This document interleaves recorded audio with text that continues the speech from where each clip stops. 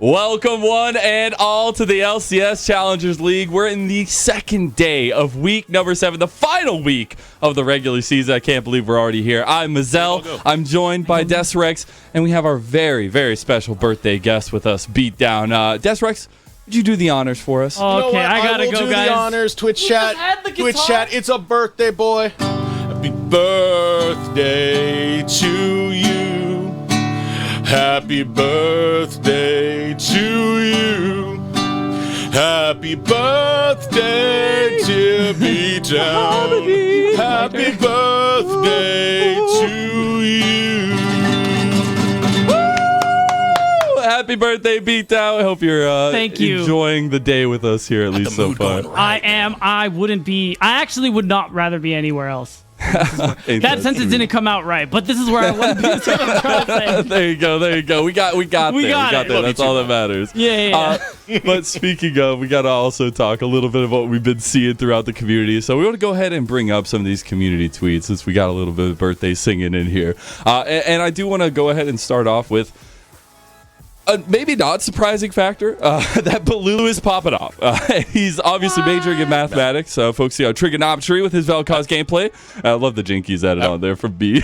That's my field right there. That's my field. Balulu's a master of it. He shows us linear algebra with the Zoe, now the Sokoto right triangle trigonometry with cause. Oh my god, he's coming out with the oh my goodness. Desrex is like, my god, I get to talk about math. School was worth it. This is the moment I've been waiting for all my life. Yeah. Oh my goodness. Well, hey, here we go. Let's see if the next one maybe brings up some more of those memories here. I'm here for it. We got Stacy though, because we do have a little bit of another birthday weekend here. Best of luck and positive winning vibes to the Team Liquid Challengers and Team Liquid, I guess. Here we are on the Challengers broadcast, but it is the birthday of Ian, 21st birthday that is, and what a wonderful day it is to play some League of Legends.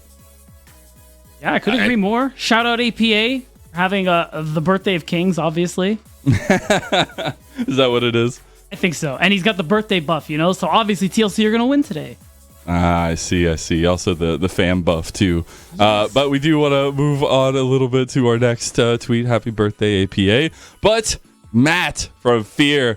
Must be some pretty bad thieves if they can't steal a game from Fear, huh, Desrex? That's the classic right there, the absolute classic. You can't tweet celebrating mid-series, Matt. You can't do that. This is going to be made into a copy pasta because of that. It needs to be. Yeah, we need our own LCS C9 meme. Quick little devil's advocate. That was a really convincing game from Fear. On it was. On the team. That's something to be happy about. But they had you in the first half, man. Yeah, they did have us in the first half. 100 Thieves really did bring it back. I think, in the moment, he was feeling good about his team. The tweet, it's not that bad. It's not that bad. Hey, we love to meme it. It's always fun. It's going to be a copy pasta. It is going to be a copy pasta. Let's go ahead and go to our next community tweet here as well, where we have Manui going 1-1 versus 100C. Really into the bot lane the second game, but think we had a good showing overall. We'll learn from these games, keep scaling, hope to end the split strong versus CLG Challengers. That's going to be a banger. Yeah, that's going to be fun. Beatdown. I love to see Manui have a little bit of that positive attitude in the home stretch. For sure. I mean, just really quick, being that player too, where we didn't have a lot of expectations from going into the split, he shocked all of us on the broadcast team. Like, no exceptions. The bot lane of Manui and Trevor have been playing incredibly. He's bummed out about losing to Unforgiven. That shows you the standard he's holding himself to. And he's been playing like it the last 2 weeks. Absolutely. Yeah, absolutely has. Now let's move on to our last tweet here of the community tweets that we have. Copy. A little bit of self-realization. No, it's all fun in games. But Copy said, I was the problem. GG's to C9. Happy how we played that series as a team. I know we're not playing based or misplaced, but that's based. Dude, that was a big proving match for Copy. It was. C9 hinged their bets on M&S, all respect to that, but to left Copy with a chip on his shoulder, 2-0, hey, that's a good way to resolve it. Yeah, it definitely is. I love to see Copy active on Twitter as always, because I think we did see as much of that last year, and I think he's really coming into his own, a little bit of confidence on that social media. But appreciate that from all our players. But let's appreciate our players a little bit more, shall we? Because we always have to have the grand discussion of our most valuable prospect, and it is a big award. I feel like we've had a pretty good track record with our prospects so far in Dokla and Busio, but now we got to start talking about our next class of prospects, and we got to talk about our most valuable prospect frontrunners. So we made a little video to talk about our top 3 prospects. Let's go ahead and take a look. With the end of the regular season rapidly approaching, it's time for us to start talking about our most valuable prospect award. Remember, in order to be eligible, you need to have played at least 5 of the 7 weeks of the regular season. Additionally, the most valuable prospect is awarded to the player that we have faith will garner their team the most wins should they be promoted to LCS over the next calendar year and the year after that. However, Unforgiven is too good. It's disingenuous for us to call the LEC First All-Pro AD Carry a prospect. In a developmental league, this guy is already developed.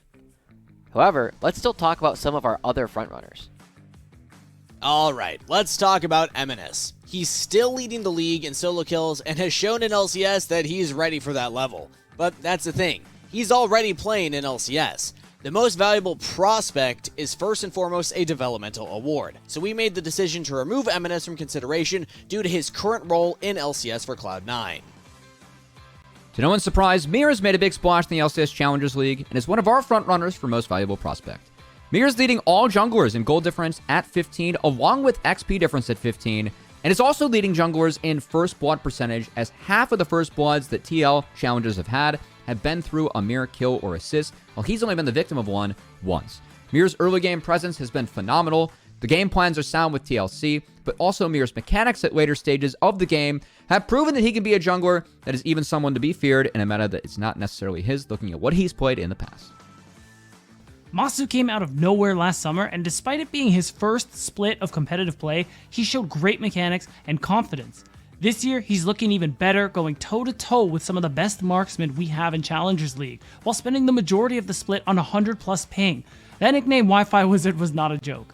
Since physically joining FlyQuest Challengers, he's looking better than ever, and with the growth he's shown in this short amount of time, the next few years are looking bright for him.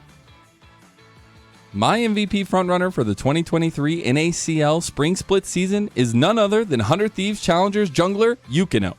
If you need stunning plays, a brilliant mind, and that improvement mindset that'll take you to the top, this is your guy.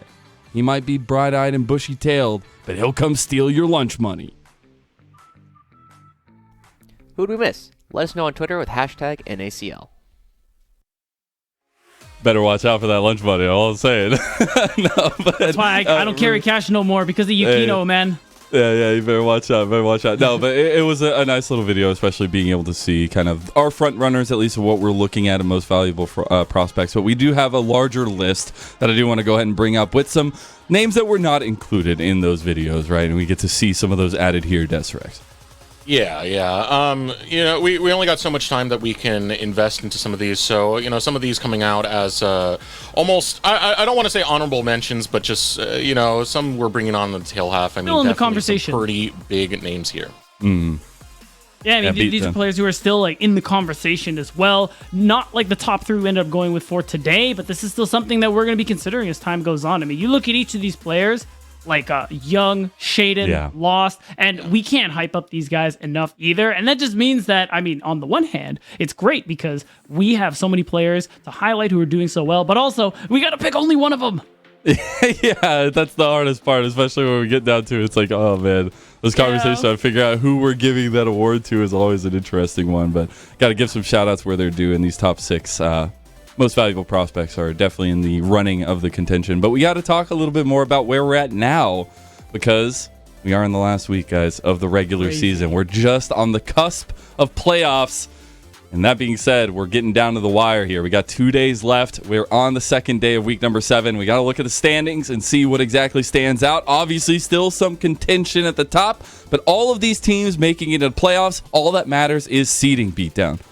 Yeah, and seeding is already a big topic of conversation because, as I've learned since joining the broadcast team, the term clump is a big one here. And right now there's a clump. I'm a blob stan. You're a blob stan? Okay, respect. So there's a lot of different ways to talk about it. But despite the fact that there are teams with 18 wins, 20 wins, 17 wins, and the fact that they're so close that could change between today and tomorrow is crazy enough, you have 4 teams with 18 wins at the moment here. So it's actually crazy that what we're seeing now could change so drastically by the end of the day, by the end of tomorrow. It's crazy. Lennon, I'm afraid. I'm very afraid yeah? right now. Do you have the fear in you? or- Yeah. facial hair? It's not for fear. It is the facial hair. I was gonna say. mention. Cloud9 went 0-2 yesterday, and that has me very, very worried. Their final match is going to be against CLG Faith.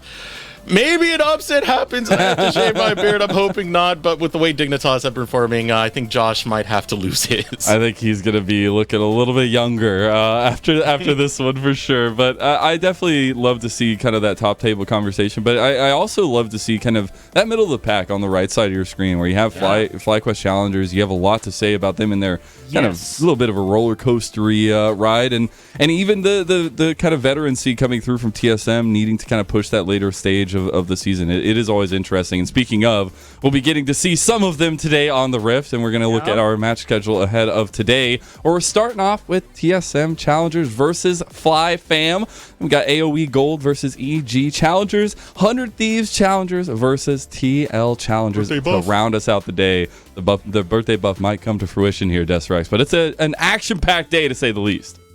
Definitely. I'm excited about this one because it has a lot of deciders that are coming through for the end of the week for a lot of these teams that are next to each other. So it's going to mean oh so much to actually finish up these wins. Not to mention that matchup that finishes off our day in 100 Thieves Challengers. That's Team Liquid. banger. These orgs love to face off at the highest level of competition. So glad to see that. Yeah, Beatdown, you have any thoughts about the matchups coming through here today? Biggest thing for me I'm interested in is that first one because I agree with you, Lennon. TSM needing to still kind of figure things out. And FlyFam, that team we're crediting to very, very slowly, but still improving. And even though they got 0-2 yesterday by AOE, they're coming off last week's win against Immortals Challengers, which has got to be a big deal for them considering the split that they have. And that's momentum that you can still be counting on for today.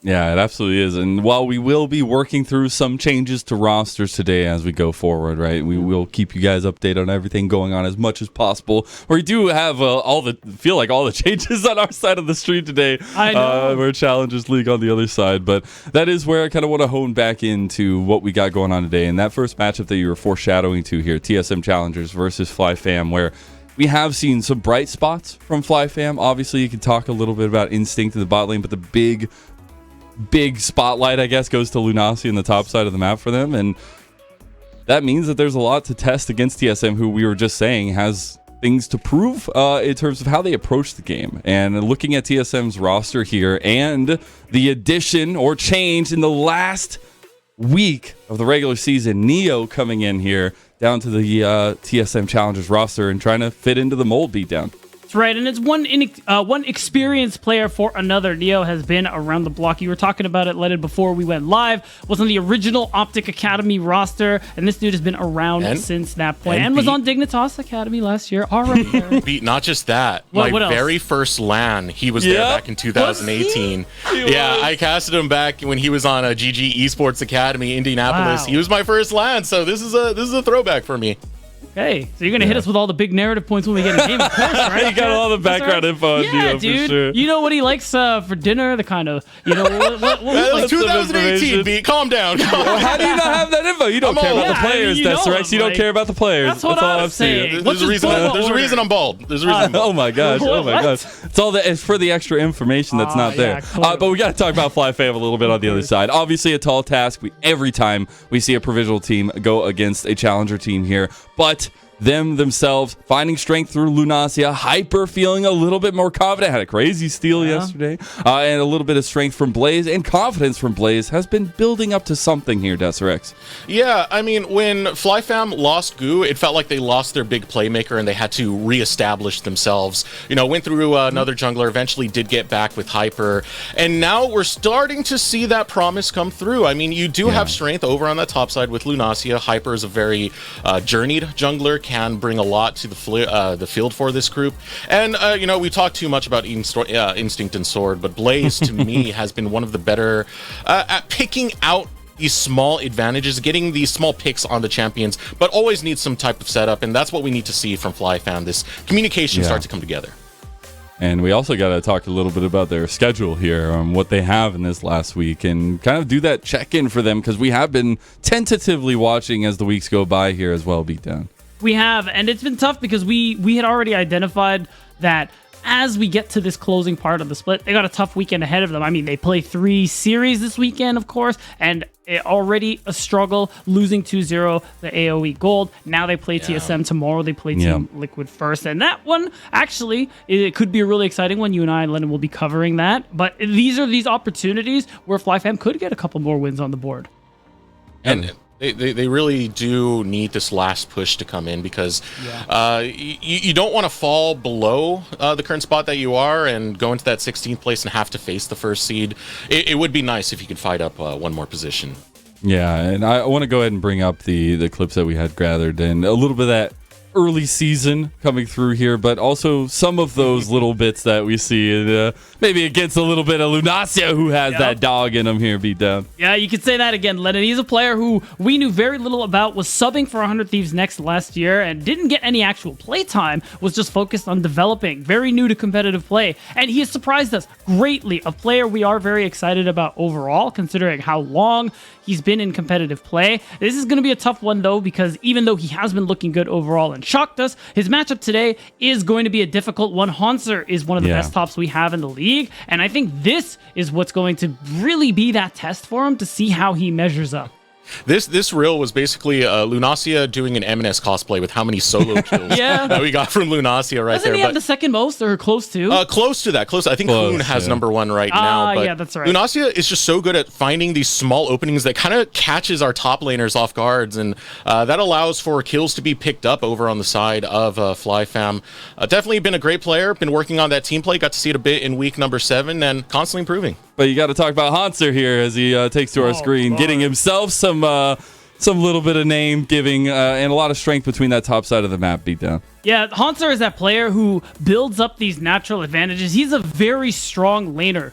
One of the strongest we have in NACL, easily. And the fact is, you watch all these TSM games, no matter how they're doing, he is always finding these natural advantages. And that has won TSM some games because of the prio it's gotten them. And we're going to have to see. Lunacia has to be able to play up against him. Otherwise, if the top side crumbles, FlyFam will crumble. Yeah, the whole thing kind of crumbles down after that one. But now we are ready to get into our first game of the day. So, Deathrex, I want you to get ready. You're going long, all right? Go. All right, I'm ready. Ready. Oh, touchdown, baby. Let's go into the draft. All right. You know, Beatdown, that last point, I want to fix your statement that you just made about Hanser. All right. Hanser is that player. Stop there. Hanser is that player. Hanser is that guy. You're right. He's him, Jones, Himothy, Neutron. I got another one. I had this whole list of him, these Deanna too. Jones. Him, Deanna Jones. Wait, that's a good one. I did not say that. That's you, bro. That's you. Okay. Let's get into the draft right now, because I want to see how this is going to go down. More specifically, on this top side, this is what we've been really hyping up. I think both of these players have been the more shining examples of top side play. Lunacia through just straight up mechanical checks on other top laners. Hanser through just being one of the best laners that we have in the NACL. You know what? I'm thinking about all the top lanes we have in this league. He could actually be the best laner. If we talk about what he's been able to do, almost every matchup, even in unfavorable matchups, he finds these advantages. And it's going to be tough, because FlyFam, overall, what I need to see from them going into this game is, one, a really simple front-to-back composition, because I've watched their win back again against Immortals, and the big thing that worked out for them is that they had the better draft. They scaled well into late game. Team fighting was very easy for them, and they need something similar like that today, because you're playing against TSM. Struggling or not, this is a team who has shown higher levels of performances, and I gotta say, I like that 1-2 from FlyFam, because those were 2 of the champions when they got their win, and they're very good. Yeah, that win. Another thing to talk about in that win was a lot of that was the communication of FlyFam, getting Lunacia to sync up with them. That is something I really appreciated, because you have such strength over there. Get it into the team play and get it to work in a macro sense. FlyFam are starting to get that working, and they're going to play towards that type of style with that lock-in you said earlier. For TSM, however, they do got the Annie lock-in for the time being. Gonna take away the Rakan, not allowing FlyFam to get the Lovers duo. Well, Zeri locked in. Yeah, you do. I mean, that was also part of the draft that they had that won the other day. And you do remove that combo, because you're able to engage from longer distances when you go the EW combo, because, Xayah Rakan, cool cool combination there. So now you got another route here for Sword. The engage route overall is something I still want to see because, again, that go button. I know Hyper has it on the Sejuani, but something like a Nautilus, I think that's perfectly fine. It's tough because Nautilus, especially he's probably going to go Glacial Augment, works really well against immobile champs like Annie, someone like Zeri who you want to get on top of them. But it means that if FlyFam fall behind, Sword is going to be made of paper, wet paper in fact. Yeah. So it does beg the question of where Hyper is going to focus. We got to see what the top lane is going to be before we get to that, but that bottom lane could be a very juicy area to play towards, because once you get a Xayah ahead, it's very hard to stop momentum as Xayah gets going. I'm very curious about this lock-in coming in for TSM. They are going towards that Annie. It does give them a lot of pick potential, both with the Annie and Rakan to set up Zeri. Yeah, so you do give room for Hanser to go a more carry top laner. We already saw the Olaf taken away, a lot of respect paid there. And if it's up, based on what we've been seeing so far and from players like Blaze, even with the struggles, they can play those carry champs like the Yones, the Azirs that do a lot of damage as well. So what I want to see too is that, honestly, okay, I'm just going to talk about it. If Cho'Gath isn't banned, and it's not, just pick. How is it not picked? How's it not picked? No, you saw Cubby's rant, right? No, he's right. We talked about it even before that. Like, it is broken. And the fact is, they want a last pick for Lunacia. It's looking like if that block-in goes through. And, I mean, fine. But if you're going Victor, again, it's the scaling route. You need the front line. You need Peel. Yeah, like something to just make all in on your AD carry in mid. Yeah, Cubby had some tweets out where he was showing the win rate that Cho'Gath has had on this patch. I think it's somewhere around 75%. Bro, it's not cool. It's not cool. Really up there. Cho'Gath is incredibly strong, and he was criticizing people for still blinding Sion and whatnot. Just lock in this champ and play it in the top side. TSM not going to go by Cubby's advice, though. They want Hanser on the Renekton. They're going to get some Scarin on the Viego. I mean, Cho'Gath. You could technically do Sion, but you should do Cho'Gath. It would be perfect. Your first back would be the Warden's Mail, and it's literally like you're unkillable from Viego and Renekton. But, I mean, real quick, while we see that locked into, the Viego popping back up here for the side of TSM. They have very clear ways they want to play the game early on. Don't do that. Oh, it's Sejuani top. You know what? Sejuani top. That's okay. That's fine. So it's going to be Hyper in the jungle with the Graves, and that kind of fits because something I was thinking about going into this series was that Hyper is that player who we know is, if you've watched his time in semi-pro in the past, even when he was on TSM Academy and I think 2021, he's that player where he's a playmaker. When he has the ability to have that big impact, not just in early game with his laners, but in that late game as well, have that carry potential, that's when he does his best work. So that's what FlyFam are going for here. But it does mean that you don't really have a lot of pressure, except maybe in that bottom side of the map. So early on, you're waiting for Blaze to scale. Hyper, not a lot of skirmishing power on this top side, meaning that you're probably going to be losing out on that early Rift Herald. And that's the thing I wanted to hop onto right there.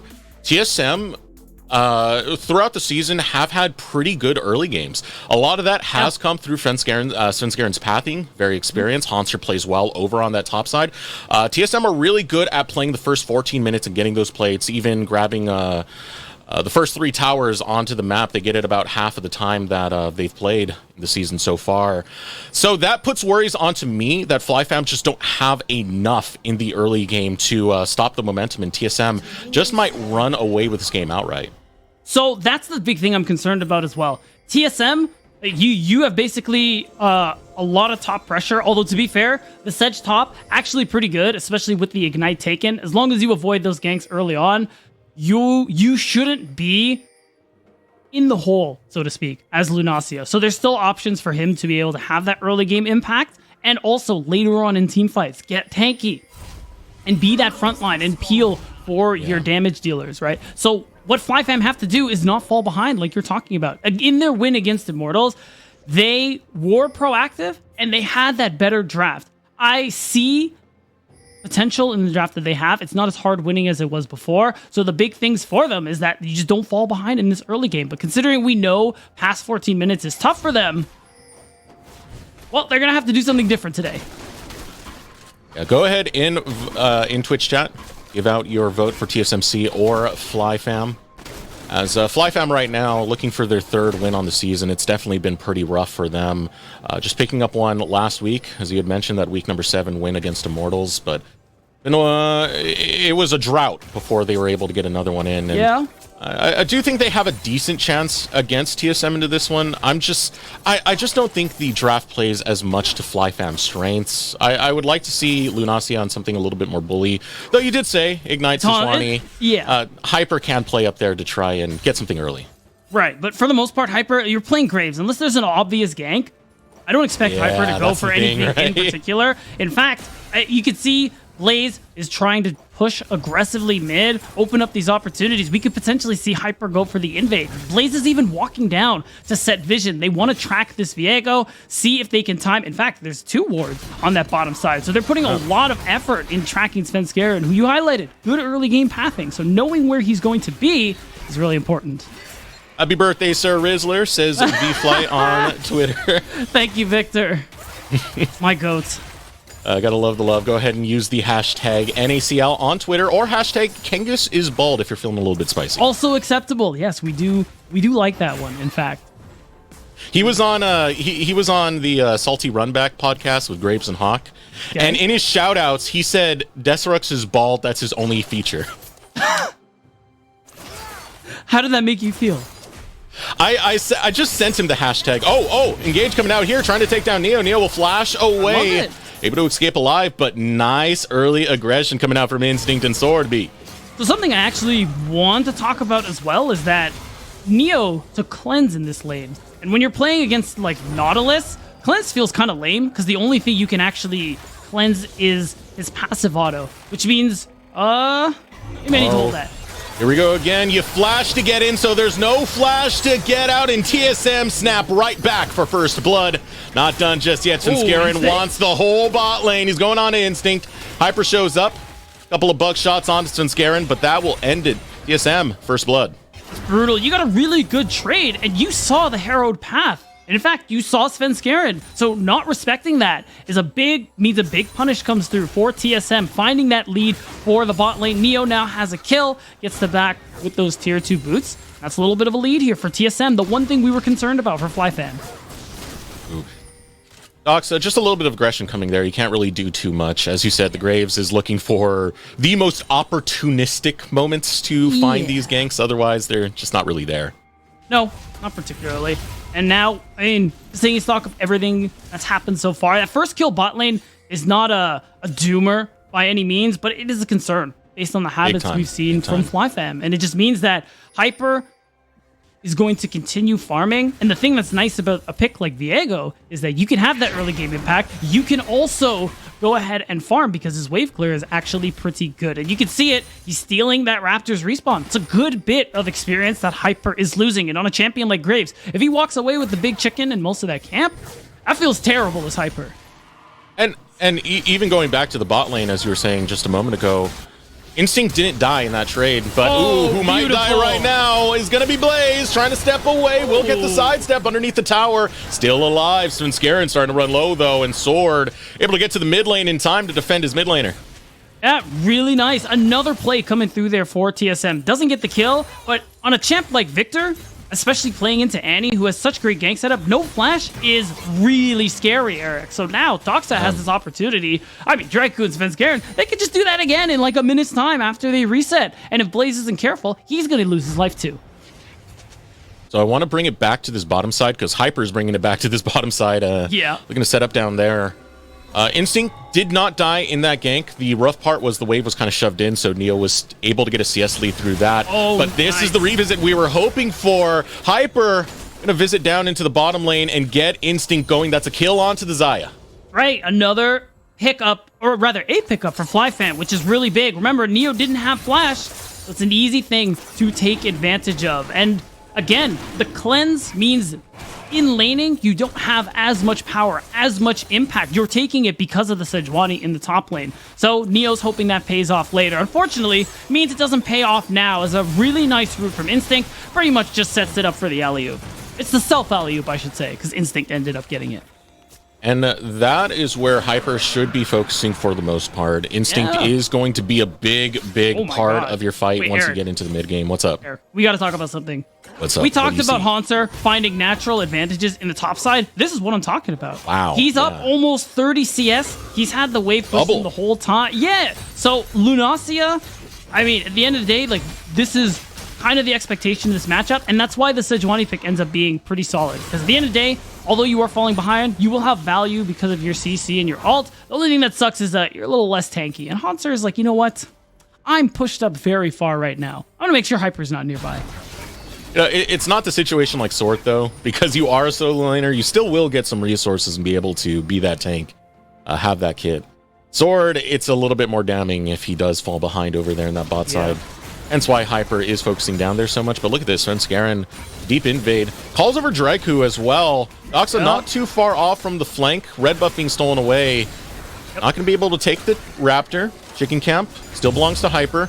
But a pinch possibly looking to be set up by FLYF. I don't know if they want to go for this, though, because there's too much waiting in the wings as Tibber is dropped. Say hello to my little friend Doxa. Will be able to get the stun that sets up the team fight win for TSM. I found they're looking for more. Oh, there comes out the ultimate. Haunter's going to go down. Lunacia leads it alongside Hyper, but there's the stun found by Doxa. Doxa in the thick of it. Going to try and use Tibbers to block that damage. Oh, there's the buckshot, though. Hyper chasing down Doxa. Double kill found by Doxa, but Hyper will find a dub of his own, and Svenskeren ended off with the Heartbreaker. And is just breaking the hearts of FLYF. Eric, once this Viego starts resetting, they have to stay on top of him. They let him go. And even though we got some good kills and a nice aggressive play from FLYF, TSM walk away as the winners there. And I love this constant pressure into Hyper's jungle. You have this push, you have this threat from the Annie, so it means that, I mean, realistically, walking up here, not ideal, especially because you know Haunter's off the map. And the setup from the beginning was so good for TSM. That's why it goes in their favor overall. They already lost Blaze, but I respect that they went back for this and tried to pick up more in the process. It's just once you're in there, you're in there. There's no coming out. And how long Doxa was able to stay alive, it makes it pretty unfortunate for Hyper because there's so many people getting away with low health bars. Those are autos you're not dedicating to Svenskeren to try and end out this fight, and it allows Svenskeren to be the exclamation point for a TSM team fight win. But look at this, we're already setting up around the Rift Herald. Getting caught out is going to be Blaze, sent to an Ember thanks to Doxa stunning him up and putting him down. Not done yet, over by the Rift Herald itself. Who's able to take it away? I'm not sure who it went to right there, but Hyper does go down. The Gator will be able to take one down. Still chasing Draiku, knock up on Lunacia, chasing through. Svenskeren will hunt down Lunacia before he can get to the tower. A killing spree for Svenskeren. Oh, they're looking for more. Sword's in trouble. Oh, yep, Sword. There's nowhere else to go but to home, sweet home. That address is the respawn, or is it? Oh, gonna reset right here. Svenskeren has plenty of health to work with, so a rampage now for the Viego. And that's 4-0-5 for Svenskeren on TSM Challengers. And the biggest fear we had is coming to pass. FLYF crumbling in this early game. And we talked about that early game skirmishing not being there for FLYF, especially because Hyper has been pressured a lot. And the members of FLYF are getting caught out, kind of like this. Blaze, that's the second time he's been caught out by Doxa, set up for a perfect engage from Draiku. These two have synced up so well to set up every skirmish that TSM have been a part of so far, and it's part of why they have this monstrous lead we're seeing. Yeah. TSM, when it comes to these early fights, these early setups, you know, Haunter doing well in lane gives you a team fighter. Same thing with Svenskeren. And they play with these tools so well. Doxa had a great pick there to start off that fight, finding Blaze and Draiku on the follow-up. This is playing in TSM's territory, the early game, and they are thriving. Uh-oh, Hyper? Hyper. Wrong place to be, buddy. TSM still can continue this domination of the early game as they find their 10th kill in 10 minutes. Oh my god, almost a kill a minute for TSM, and they're just continuing to snowball this game out of control. FLYF, I'm going to keep it 100 with you. From what we've seen, this is a difficult one for them to get out of. Your only hope is picking up some of these shutdowns, but unless you commit something like unreal to a side lane, whether it's bot or top, you're not going to be able to actually pick up these shutdowns. And with that kind of commitment, power, you're going to lose things on the other side. Tibbers goes down, and Blaze heads for the hills, wants none of Doxa. And this is a good Doxa setup to come through. I've always criticized Doxa on not being the most self-sufficient to set himself up, but once he does get going, he's usually able to get a lot more of these more spectacular plays going through. He's great at managing his resources and finding kills with them just like that.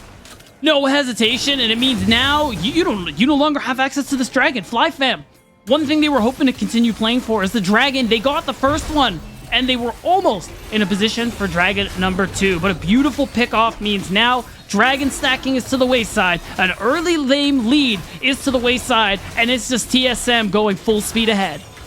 This was the worry, Beat. This was completely the worry. You didn't have that much strength in your lanes for the early game, and TSM loved demolishing early games of other teams, and that's exactly what they're doing right now. 12 minutes in, they've gotten a 6K lead, and they're not stopping anytime soon. Nope, and I mean, the only saving grace, Hyper has a Rift Herald. It is going to expire soon. You make a play, topside, pick up a kill onto Hanser. That is an opportunity for you there, but they're looking to pick up a kill on Hyper. Hyper can't go down right now, man. That timer is going up pretty soon. Got to take a look at it soon enough, but no, Hyper will be able to escape, so still has his Rift Herald. Will not have to worry about that respawn timer. You see the ping on the bot side? All in. Could be Hyper trying to set up the plate on the bottom side. If you get the Herald there, and they actually manage to secure a play, that would be huge for FLYF, but they're aware of it. They saw him pass by on the pink ward, meaning Neo and Dragku, especially who have their flashes up, very unlikely they get caught out. All right, Rift Herald goes down. Keep in mind, Instinct has not died, still has sums up, still is farming really well, keeping neck and neck with Neo, so you're funneling gold onto Instinct, you're getting the Saya going. You can tell FLYF still know where their strength is going to be later on this game, and they have a game plan to try and get Instinct going. They do, and that game plan, again, it's peel for Instinct and Blaze. Even though Blaze has been set far behind, if he gets to his big power spikes, it's possible. The problem that they're facing, really, Eric, is that Lunacia and Sword... Oh, hold on. Instinct's going to be able to slide out of this. Uses the heal to get some extra movement for Sword. Now Instinct turning around on Sunskarin. Root comes through. Gank attempted. Now in the mid lane, Doxa puts down Tibbers, finds it on the Blaze. Blaze, so much trouble for him. Constantly just bullied out of lane, Beat. With a lead like that, you can Tibbers off cooldown. I'm not kidding. Oh, Hook comes in, looking to find the back line. Neo, Dragku looking to walk out. Featherstorm goes out. 1 kill picked up. Sword finds it. Over the wall, Neo will go. And FLYF, that bot lane, Beat, we're keeping a close eye on it, and it's starting to find its own kills. Something. That is a nice pick from Sword on the bottom side. The same problem is still going to come through for FLYF, where your front line is... Oh, hold on. What? Whoa, what's going on here? Both low health bars meet each other in the jungle? Okay. It will play some chicken, and Hanser's going to win out. Yeah, I don't know what that was. So we're going to just keep on going. Lunacia gets a wave low shove. health walk into the jungle. I feel like it's a setup to a joke. Yeah, but I think that's a punchline we may not like to hear. So, I mean, right now, Lunacia, because of how far behind he's fallen, we don't even have an item come through for him yet. And now, oh god, he's just going to get 1v1'd. Yeah, Hanser holding him down, even blocks the Arctic Assault. It does enough to get the rest of TSM over here, and Lunacia is not going to be a figure in this match, will basically just be a champion kit. There it is. The pity prizes are on the board now, or they will be soon for the side of FLYF, and that's just another turret out of the picture. Another, I should say, the first turret. So this Renekton, out of control. This champion, if you don't get going in lane, things get a little difficult, to say the least. But Hanser does not have that problem here. He's going to be a menace in the side lane just because of the stats he's going to be acquiring off all the gold he's got. TSM focusing onto this mid lane right now. Objective bounty found by Instinct. More gold funneled onto Instinct. I would like to see that gold in just a second, just to compare Neo and Instinct. As for the most part, Neo's been doing quite well, and Instinct has been doing better. 300 gold lead. Right, I mean, Instinct, I think in recent weeks, has been playing a lot better, realistically. Early on, Instinct Sword, a lot of struggles. Don't get me wrong, FLYF been struggling. You know what I mean? Like, we'll be real about that. But yeah. I think Instinct has shown some of these bright spots later on. I mean, getting to talk to him in interviews, he is a big voice on the team. Knowing Hyper being that player, at least from past experiences, where he's not very vocal as well, a lot of that pressure falls onto Instinct, who as an AD carry, I mean, having to make calls, be the vocal one, that's hard. It really is. That's why Sketch switched to support, because it's not a marksman thing to do to be more vocal one onto the team. In that regard, I mean, for Instinct, it was a rough start of the season, but it feels like it's been a slow ramp coming out for this bottom lane of TSM. They've been kind of needing it. They've been more self-sufficient in kind of like coaching themselves, setting up their own structures to try and find their own success. And it seems like they are getting their stride going as they continue with the push onto FlyFam in the mid lane. Right, 7K in favor of TSM Challengers. Now Doxa, you're looking to have some fun. It's the old Garen bush, but it's an Annie instead. Now Lunacia looking for the engage into the mid lane. They lock down Svenskeren. A shutdown picked up for Instinct. Going on to the marksman. Feathers fly, and so does the anchor. Gets a hook onto Doxa. Will get the root there, but not willing to do the follow-up. Yes! Finding it, and there we go. The Feather Storm, and FlyFam will lay out TSM. We are not respecting Nautilus for absolutely no reason on the side of TSM, and what was a 7K gold lead has now gone down to about 4,000 shutdowns across the board on Instinct, on Blaze, literally the exact people you need gold on. And this is the start of how FlyFam get themselves back into this one. You get the second item for Instinct. Big spike coming through here. Neo isn't even quite there yet. And Blaze finally gets the Mythic. And the big thing here is this is what we wanted. Make that play onto someone with a bounty. And guess what?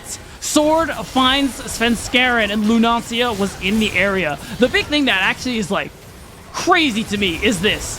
Because watch what happens after. Talk about the hook. I'm talking about the hook. Why does this land? That you should, like, how? Come on, man. Come on. Yeah. That can't be happening. That's ridiculous. Like, that's ridiculous. Sword. That hook was absolutely immaculate. We talked about being having a theme of the Olympic Games. Well, that was an Olympic-style hook from out of Sword. True. Doxa, please. Leave poor Hyper alone. He keeps coming into his jungle and slaying the poor guy. Yes, he's seen your bare timbers, Doxa. He's also seen the respawn. Now the chase onto Blaze. Svenskeren taking a bit too much damage. We'll have to use the ult to disengage. And you can see it at this point. FlyFam doing a pretty solid job of playing close to each other.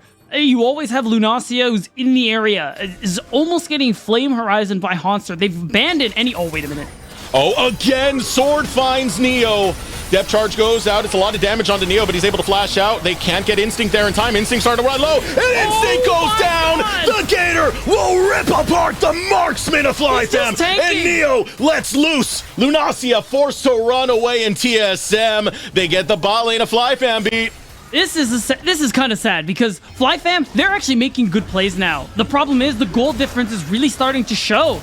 And the fact that Neo didn't even have cleanse at the time was still able to make it out because of the rest of the squad here. It just means more kills go to TSM, turrets, and that gold lead back to what it was earlier before the big shutdowns came through. Haunster is too much of a problem. The fact that he solo dove and took out Instinct in front of two other people is ridiculous. Look at how much gold he has on Lunacia. 5,000. That's crazy. Goodness gracious. Almost double steal, by the way. He's flamed Horizoned him. Yeah, that is a brutal lead right there. My word.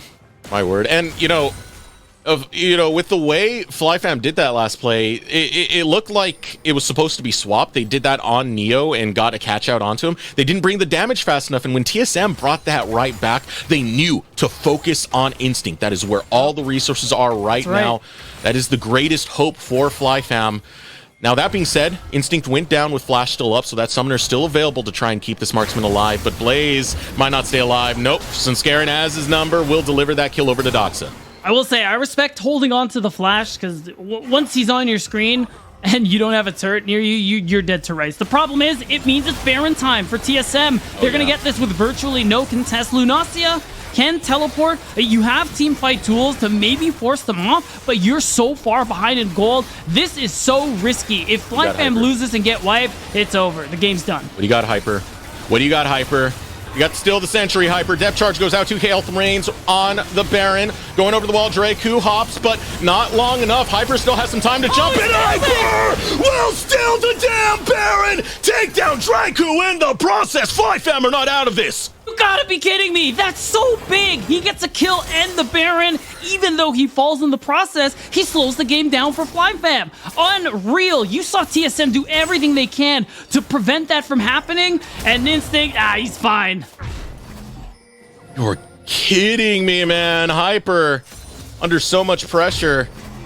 Has Baron empowered recall? Is it fast enough? Oh, right at the tail end of it.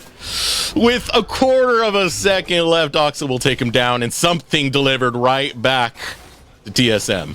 Feels bad. And this is the thing, TSM, they're confident, and they should be realistically. What Draku is doing here is really good. The problem is the timing is a little bit off. They didn't burst it down. Neo is shooting over the wall. Hanser even goes over to try and play interference, but all the CC was out. Hyper had the opportunity after a fat Gore Drinker came through, giving him time to pick up a much-needed kill. Even though Instinct falls, that is something pretty impactful there because you can protect some of these turrets a little more with the remaining Baron buffs on your team. And that is wild. That is absolutely wild, this game.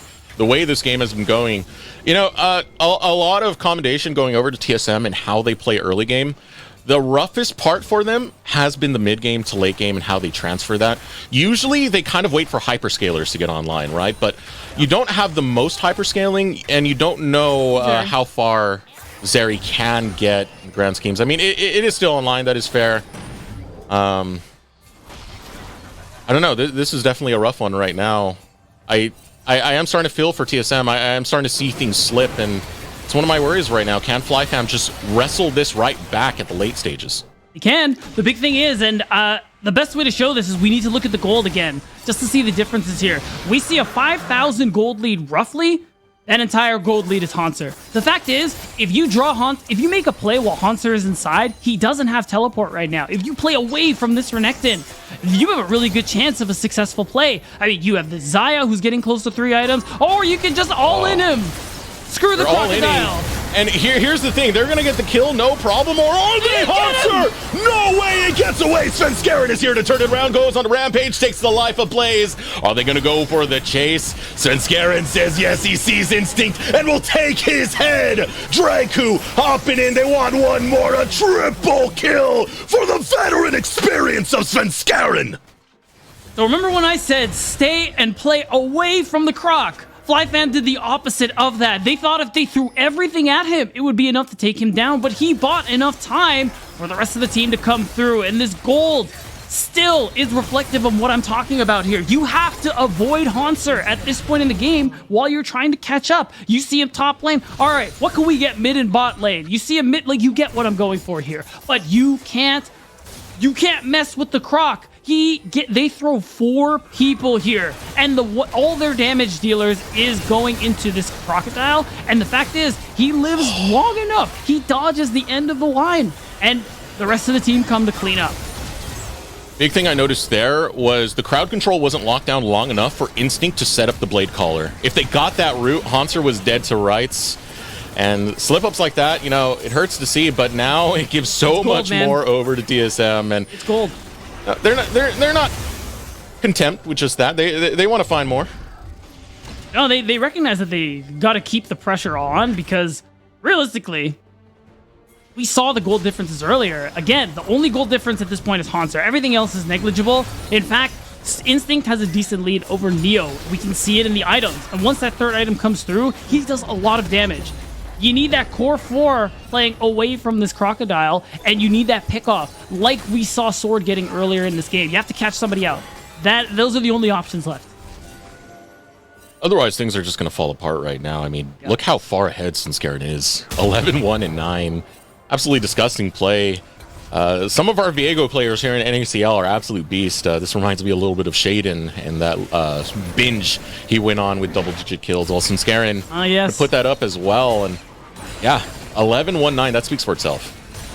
Yeah, it's been an incredible game for the jungler of TSM. Svenskeren's been doing really well. I think he's a player we talk about overall as someone who is very intelligent, smart about the game, maybe not so great in the mechanics, but you're playing something like the Viego. You're looking pretty good so far. Maybe this is the start of him overcoming things like that. Yeah. Ultimately, intelligent jungle pathing is the big thing this meta with tanks being so popular, and that's why we've been seeing some good looks from this player.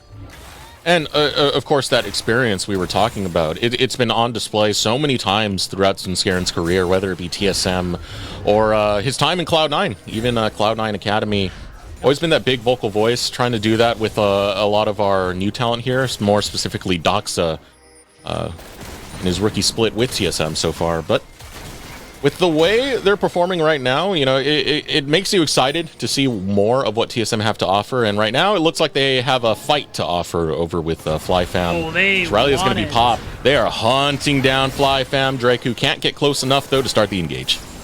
And this is TSM. They can afford to just wait in bushes, make as many plays as they want. The map is theirs. And you can just see with that vision toggle how dark it is. Oh, Draku has been so snappy with his engages, but is this the one TSM want to take? Losing Draku already. TSM start a retreat. Sword not going to land that hook, but TSM biting off more than they could chew and they pay for it. Yeah, this isn't the glass cannon build coming through for Hyper on the Graves. He's got the Gore Drinker. He's got some health, some stats in his favor. He even has the Black Cleaver. So it's hard to burst him down unless you all in him. TSM weren't ready for that. They'd lose their support in the process. Really, all it gets you is some breathing room. You can't contest this next Drake. You really just want to start trying to take down turrets on the other side of the map. Play for this top side because realistically, even actually, instead of Dragon, Baron is up. Baron started up. Hyper. He's got a good finger when it comes to smiting. You got to be careful, TSM. You don't want to end up with a blunder like you did last time, and they will peel off from the Baron instead, going to behind the Baron pit. FlyFam do have a pinch from two angles unless TSM do collapse on them, but taking a look at the vision that TSM have, mostly around the red buff, not the deepest onto the other end. Yeah, it's only shallow in this jungle right now, so they can't exactly know where FlyFam are in these deeper parts, and that's why Draku now stepping up with the rest of the team to get that vision to start up this dance beat. It's the Baron. Right, and that's the last blue ward actually that FlyFam have. So now that doesn't show anything, they can play for this. Draku's got to be careful. Tibbers goes down. A great return coming from Doxa. 1-for-1 trade thus far. Neo posturing up, unchecked thus far. Gets half health on Hyper, half health on Lunacia. Looking for his airy moment. Oh, there's the Blade Caller with the Feather Storm Instinct. Looking to bring it back in a double kill found by Blaze. A triple kill found by Blaze. FlyFam find the ace. We need to see a replay of that team fight. That was insane. FlyFam ace TSM Challengers, and oh, we get it right on schedule. Again, Draku, they're just snappy on the reaction time there for the side of FlyFam. And you see it, they're playing front to back. Instinct is perfectly healthy. Yeah, they're losing health on people like Lunacia and Hyper. It doesn't matter, I don't care. The fact is, Instinct, good reaction time, dodging the flash from Hanser, even with the stopwatch. It's Blaze on the backside, who is finally scaled up into this game. Oh my god, Baron is up.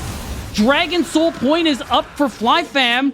They are getting it back. What in the world is going on? For the first 20 minutes, Blaze is just watching his watch and saying, please, can this game end? He's tired of it. He wants to end it on his own accord, and finally able to scale up and bring that big damage, man. Blaze showing up, saying that Instinct's not our only carry. We are online and we're ready to fight. Blaze, you are a freaking monster, man.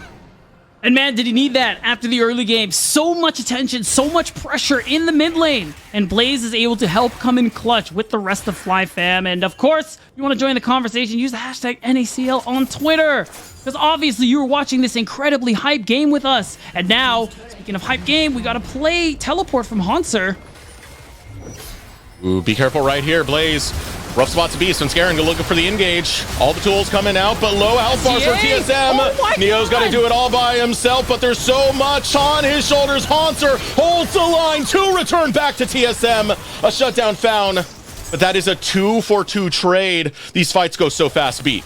Right, and now they're starting to go better for FlyFam. Last fight before this, they aced, and now they're going even instead of getting decimated like before. FlyFam, Lennon, this might be it. They're in the comfort zone. The thing we were worried about with Hansar on this Renekton as well is starting to come true. You're at 4 items, but so is this AD carry in Instinct. The scaling, for the most part, has come online. Even with Lunacia at only 2 items, he's still serving his purpose. And at this point, in terms of front to back, he is more useful than Hansar. FlyFam managed to stall the game long enough to make this happen. I do think TSM have a bit of a window they can try and take right here. I'm looking at flashes, Doxa, Dreku, they both have it. Instinct does not. Same thing with Blaze. Hyper, gonna look for a pick onto Hansar. Catching Gator out. Randuin's goes off, does get a slow onto Hyper, but there's a little bit of chip damage coming off, trying to herd Hansar into the wrong direction, and it's working out. Is this teleport the choice? Doxa's coming in at the wrong time. Hyper strong now, he's scaled up, and so has Instinct. Doxa, bad play to make. FlyFam will take 2. That's a big blunder coming through from TSM. Now they lose 2 instead of just the 1. And at this point, FlyFam still have the Baron. Yes, it's for 30 more seconds, but they can start to knock down more structures. TSM know they can't race them with what they have lost, so they have to recall. They have to try and defend the tier 3 turret. The thing is, if they do, FlyFam could very easily look for the all-in. We got long spawn timers on TSM solo laners. FlyFam, week 7, it seemed like things were clicking. Then they win against AoE. Unfortunate 0-2. Here they are against TSM. They were getting steamrolled, but they still survived. They get a second win, and they're fighting tooth and nail right now to make sure they don't fall any lower in the standings, to make sure they put their best performance, put their best shoes on leading into playoffs. You know, early game definitely needs some work, but to fight back from that deficit, full respect for FlyFam. Absolutely, and we talk about this all the time. This is a developmental league, and even if relegation is in the conversation for FlyFam, with that steady improvement, we could very well see them make it back, even if they get sent there to that tournament in a month's time. So this is good to be seeing this improvement overall from FlyFam, and I think part of it is to credit them that they won. Hyper steals the Baron, keeping the game. Keeping them in the game and preventing TSM from snowballing to what would have been a win at that time if they had gotten it. On top of that, what we were highlighting earlier, the fact that they constantly will force vision on their side of the map where they're playing towards. They're playing top, that top side jungle, they'll fight tooth and nail for vision so they can move quickly to a play. TSM gonna look for an engage. They're trying to find Instinct. Blaze unchecked, so is Instinct. That engage did nothing. Doxa goes down and FlyFam can fight. They chase TSM away. Another hook goes out, but Neo's able to slide right on out. And down to mid laner is going to be TSM. It seems nothing's stopping the second win, this new momentum, this new life delivered to FlyFam. And they're still doing it. This is what they do at this stage in the game. They are playing as a tight unit. They are ignoring one lane at every point of the game so they can quickly rotate to answer plays. And now it's to start them because they are in such a powerful position. Instinct is so strong. Blaze is so strong. And the setup is incredible for these 2 damage dealers. Another inhibitor drops. Their Dragon Soul is on the way. FlyFam backing up as they get control of both the mid and bottom, but they're setting up the trap. They got one the size of a gator. Oh, no, just a little bit smaller than that. Hansar able to slide away, and now FlyFam with absolute control of this quadrant of the jungle. Easy Dragon Soul for the taking. Yep, and that means that we might not even see an Elder. Eric, we're 35 minutes in. FlyFam are so powerful. One more fight, like we saw from before, is gonna be what finishes it here. FlyFam, such an incredible comeback, not just in this game, be able to make the comeback this split. The improvement we've been seeing, being able to take down a challenger team, even if it's one lower in the standings like TSM, would be incredible. That Jax play we talked about before from Lunacia, that whole game they won against Immortals, it was great, but their last win before that, by the way, was week number 1. So at the tail end of this season, FlyFam have been booming up a lot more. You know, they've already doubled their wins with that win that we talked about against Immortals, and now they're looking for another one against TSM, setting up around this Baron, and they have everything in the world to really work with. Pressure's going to be in the mid, pressure's going to be in the bot. Look at this damage. No one should be answering for this Baron. Look how fast it goes down.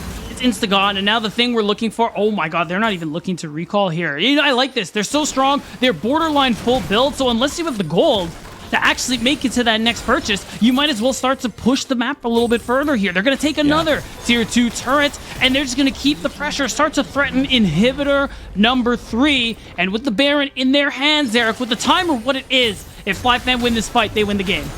Hanser taking the recall. Final fight for TSM is waiting. Hook not going to land for Sword. Would have been a pretty significant one right there. Here comes Doxa flashing in, puts down the Timbers, but the damage from Blaze is so much to handle. Way too much for TSM to stay and fight with FLYF. Neo will find one shutdown back. Hanser stands in the middle. Neo gets 2 back-to-back, finds a triple kill. Neo finds a quadra kill. Needs to take down Blaze. Blaze buying time with the hourglass, but Neo will not be denied. Pentakill for TSM Neo. Neo still got it, coming in huge for TSM Challengers. All inhibitors down, but only one man is standing. First, it's Hyper who keeps him in it, and now for TSM, it's Neo. And what in the world, man? It seemed it was all for naught. Doxa goes in, puts an engage, but 2 members of TSM instantly really dismantled. It looked like this was going to be the end here, Beat. It was a really good play, I think, from Doxa. The fact that he dodges the Glacial Prison to get that engage, to start to chunk Instinct, is part of what makes the rest of this happen. Neo's health is at full with that shield on top, and it was just easy at this point. Low health bars, ulting Zeri, that's a pentakill. That is a pentakill, and, you know, Neo called back down. Wild Turtle taking his place on the LCS roster. He's got to fight for a reason for him to be back on that roster, and that is how you fight for it. A pentakill on a game where you're on death's door. Man, and I mean, as hype as it was, big thing is, now we're at the point where pretty much everybody, except for Lunacia, is at their full build. SRX. So at this point, it is coming down to execution. Biggest thing, I favor FLYF at this point. That front to back that we highlighted is so big, you don't have that same flash Tibbers that Doxa had for the next couple of minutes. Neo used both the sums in that last fight, and that's a big part of why it went so well for them. At this point now, it's FLYF. If they play this the way they've been fighting out all game, the game's going to be over. FLYF, now another attempt to close this out. Going to use the ultimate. It lands on Svenskeren. Heartbreaker to disengage. Oh, but here comes the flank from Hanser. Big time for TSM to survive. They'll hop in. One already fallen by the wayside. Hanser going to be slain, but look at Instinct with the blade collar. Gets a lot of damage on the TSM. Whoa, and it's exactly what's needed to close out this game, baby. Instinct shows up big, gets the shutdown and the ace for FLYF to win out game number 1. And that's their 3rd win of the split. We said if they could beat IMT, why not TSM? And they show it to us, Eric. A game that TSM should have just ran away with. They had everything in their control in the early game, but these small skirmishes, these small picks that FLYF kept bringing back, man, they were not out, and somehow, some way, they clawed themselves from death's door. They did, and I think part of it is you got to credit FLYF, at least somewhat, for how they were playing that mid to late game from behind. This is a team who was not rolling over and dying, despite what was a 7k gold lead. Yes, most of it was on Hanser, but they still kept looking and kept looking until they found their way back in. Absolutely amazing. Absolutely amazing. Big win coming out for FLYF in the tail end of the season. Can they make it a 2-0 or can TSM bounce back? I don't know. We got to see game number 2 to find out, so we're going to throw it over to break. When we return, we'll have Mazel with our halftime segment.